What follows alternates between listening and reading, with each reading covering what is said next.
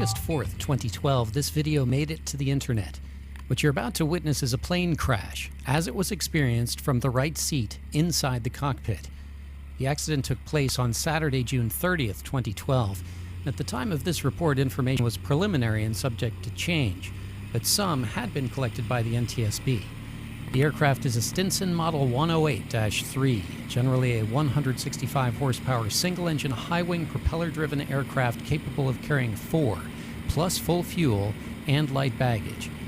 But an aircraft's performance is dependent, among other things, on the density of the air it moves through, and the aircraft appears to be operating from Bruce Meadows Airstrip, a 5,000-foot-long dirt and grass airstrip situated at an elevation of 6,370 feet, surrounded by 8,000 and 9,000-foot mountain peaks near the town of Stanley, Idaho.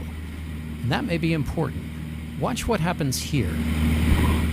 What you just saw was the aircraft skipping off the ground after having previously become airborne, only after prolonged ground run. The aircraft seems unwilling to climb.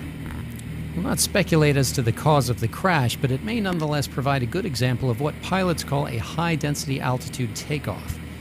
Cold, low-altitude air is more dense. It's thicker than air found at higher altitudes and/or higher temperatures. Moisture in the air, humidity, displaces air molecules and also acts to thin the air. For the pilot of a propeller-driven aircraft, thick air has its benefits.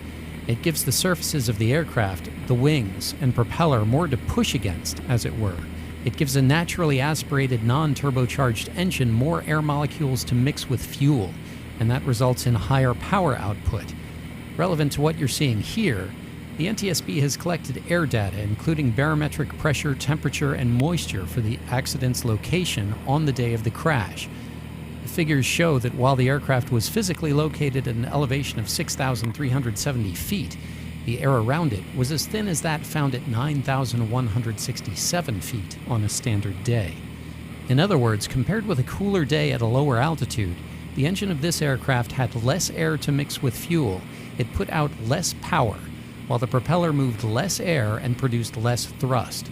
Meanwhile, the wings produced less lift for any given speed over the ground.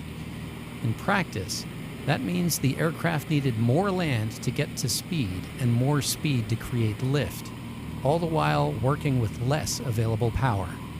It means it was harder for the aircraft to start to fly. Assuming that the pilot was attempting to climb, this particular aircraft appears strained at best and unwilling at worst.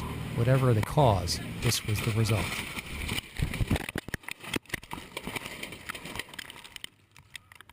All 4 men involved in this accident walked away.